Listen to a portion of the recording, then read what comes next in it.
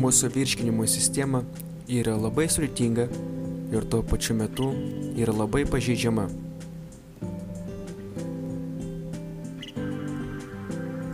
Virškinimo procesai prasideda burnos ertmėje, kur žmogus gerai sukramtęs maistą, jį praryja ir nusiunčia į skrandį.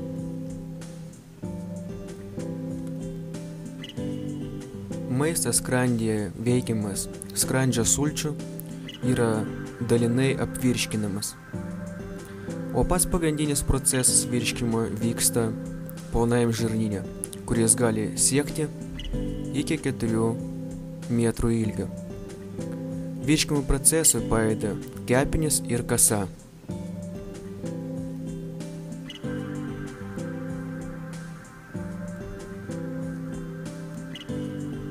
O toliau maistas yra pašalinamas per storąjį žarnyną.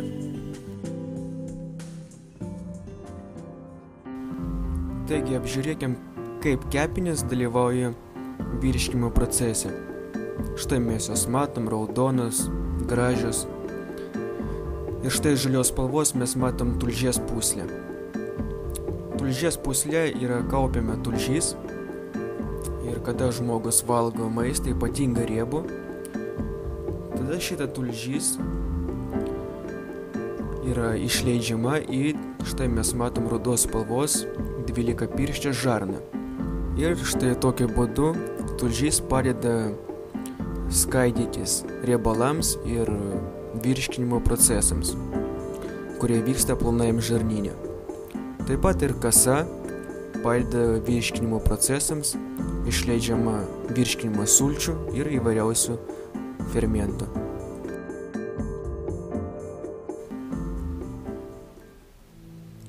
Taigi apžiūrėkim dabar išsamiau virškinimo procesą. Į skrandžio maistas papuola į 12-pirštę žarną ir joje per tulžies latakus papuola tulžys ir susimaišo su maistu, kad plonajam žarnyne vyktų geresni virškinimo procesai. Iš plono žarnyno per vartų vieną tulžys ir maisto medžiagos yra grąžinamas į kepenis, o toliau jau iš kepenų jos jau nukeliauja į ląstelės, į po visą organizmą.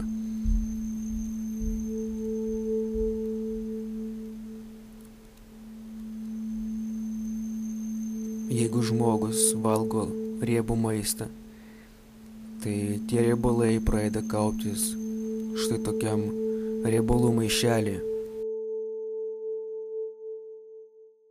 Ir jeigu žmogus dažnai vartoja tokius dalykus kaip ledai, tortai, kurie pagaminti iš transgeninių riebalų ir visokiausios chemijos, jeigu jis vartoja daug riebių patiekalų, tokių kaip sūriai, grietinės, įvairiausiai majonezai, jeigu jis valgo daug lašinių ar įvairiausių dešrelių, pritvinkusių riebalų, jo kepenys paprasčiausiai nesuspėjo su viskuo susidoroti ir jose pradeda kauptis akmenys.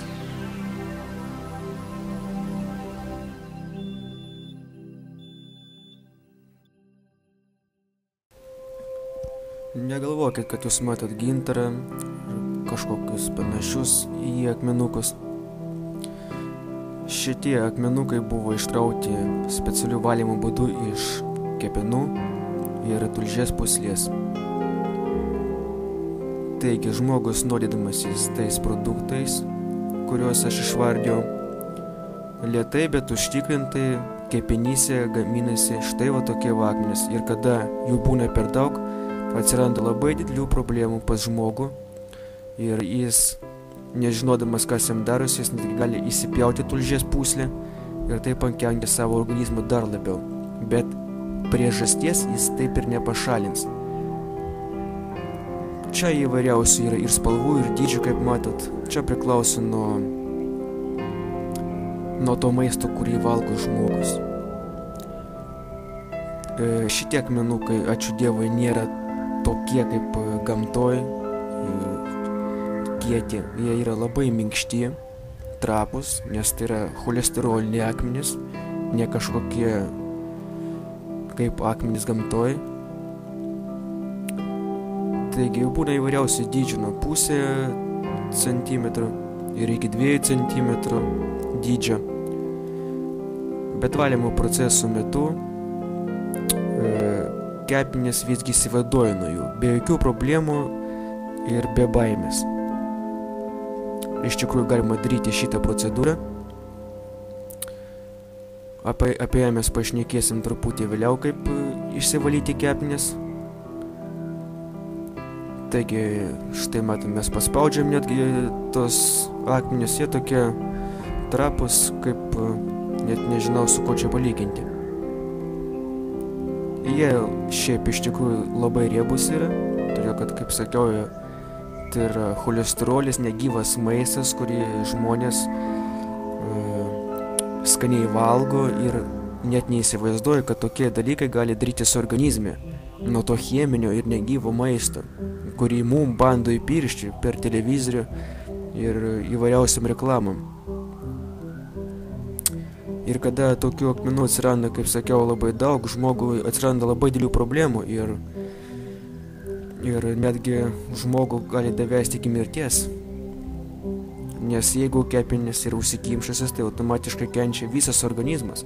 Sutrinka viskas, ir kraujotaka, ir virškinimo procesai, ir žmogui darosi silpna ir automatiškai jis labai silpnėja dėl to. Ir jis nežinos priežasties, nes, kaip sakiau, kepenys jos neduoda jokių požymių, kad jom yra blogai, kol jiems neatsitinka labai blogai ir tada žmogus jau pajaučia. Taigi jūs dabar galite apsižiūrėti, kaip atrodo akmenys natūraliai.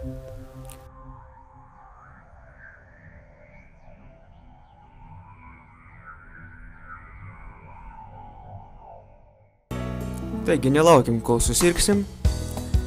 Ir iš tikrųjų šitą valymą galima daryti be baimės, nepažeidžiant organizmą, taip kaip su produktais, kuriuos siūlo mums įvairiausi prekybos centrai. Taigi šitam valymui reikia mums alyvuogių aliejaus, extra virgin ir citrinų sulčių. Visko po 200 ml. Alyvuogių aliejus mums reikalingas, visi kiti netinka, todėl kad tik jis išvaro labai daug tulžies, o kartu su tulžim ir daug akmenų, nes jis turi daugiausiai nesočiųjų rūgščių, kurios ir skatina tą tulžies išėjimą su labai dideliu spaudimu ir todėl valymo metu absoliučiai niekas nejaučiama, jokių diskomforto. Taigi, extra virgin aliejus.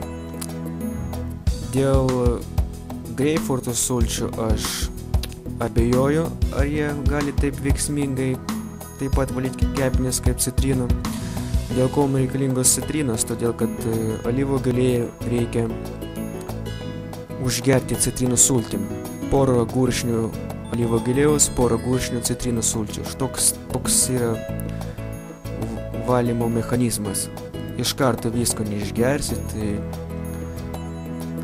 tie 200 ml aliejaus citrinų jie išgeriami yra per kažkur valandą laiko. Taigi visko aš čia nepasakosiu, jeigu kažkas susidomės valytis kepenis, tai parašykit, nes reikia pasikonsultuoti, aklai nepulkit, bet informacija yra labai svarbi. Ką linkiu būti visiems sveikiems ir išmintingiems, renkantis maistą ir gyvenimo būdą, kad nepakenkti sau.